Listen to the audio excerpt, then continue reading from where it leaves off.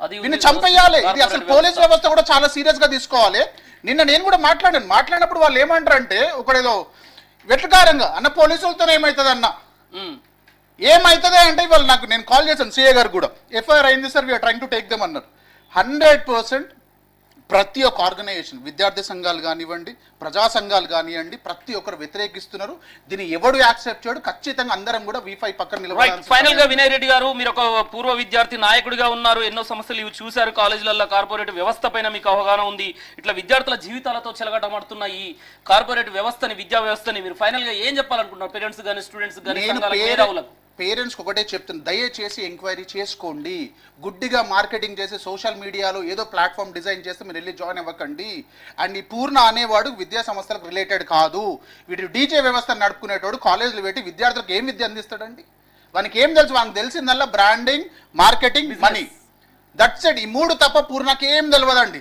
అసలు stunning news ఏం చెప్తాను చూడండి, చిన్న కిరాణా షాప్ కాన్సల్ కూడా పూర్ణ నడిపించుకుంటాడు లోపల. అంటే ఆలోచన చేయండి. విద్యార్థుల జీవితాన్ని బిజినెస్ అవసరం లేదండి. విద్యార్థులు ఫస్ట్ డే ఫీజు కట్టాలి, లోపలికి పోవాలి, మళ్ళీ వెళ్ళేటప్పుడు ఫీజు కట్టాలి. That's it.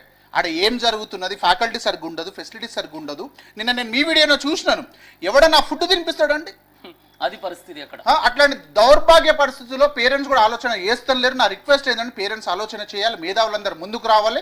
ఎట్టి పరిస్థితుల్లో డిఐఓ గారు కూడా నా విజ్ఞప్తి ఒకటే, మీరు రెసిడెన్స్ కాలేజ్ కనుక మాదాపూర్లో నడిపితే మీరు నడవనిచ్చే ప్రసక్తే లేదు. దీనికోసం ఎంత దూరం అన్న పోతాం తప్ప వీళ్ళని మాత్రం విడిచిపెట్టే ప్రసక్తి లేదు. రైట్, ఇదండి చూస్తున్నారు కదా పూర్వ విద్యార్థి నాయకులు కానీ మొత్తానికి మేధావులు తెలుపుతున్న విషయం. మొత్తానికి ఈ రెజనెన్స్ కాలేజ్ జూనియర్ కాలేజీలో ఆగడాలు మితిమీరిపోయాయి. రాష్ట్రంలో విద్యార్థులని చదువులని ఒక బిజినెస్ గా ఆ పూర్ణ అని ఎవరైతే ఉన్నారో తను ఎంతసేపు బిజినెస్ ఆలోచనతోటే తప్ప పిల్లల భవిష్యత్తు పిల్లల విద్య కోసం ఎలాంటిది లేదు. తను ఎంతసేపు మనీ ఇది లెక్కతోటే, మనీతో మేనేజ్మెంట్ తోటి ఈ విద్యా వ్యవస్థ రాష్ట్రంలో తెలంగాణ రాష్ట్రంలో విద్యార్థుల జీవితాలతో ఆటలాడుకుంటున్న పరిస్థితిని V5 ఎప్పటికప్పుడు తీయడానికి చూసిన వెంటనే మా జర్నలిస్టుల పైన, మా రిపోర్టర్ పైన, మా వీడియో జర్నలిస్ట్ పైన దాడులు చేయడాన్ని మొత్తానికి మనం చూసాము. ఈ రెసిడెన్స్ కాలేజ్ ఆగడాలు మరి ఇలానే కొనసాగితే మరి ప్రభుత్వం ఎలాంటి చర్యలు తీసుకోబోతుంది? దీని మీద ఈ విద్యా వ్యవస్థ, ఈ తెలంగాణలో విద్యాశాఖ ఎలాంటి చర్యలు తీసుకోబోతుంది?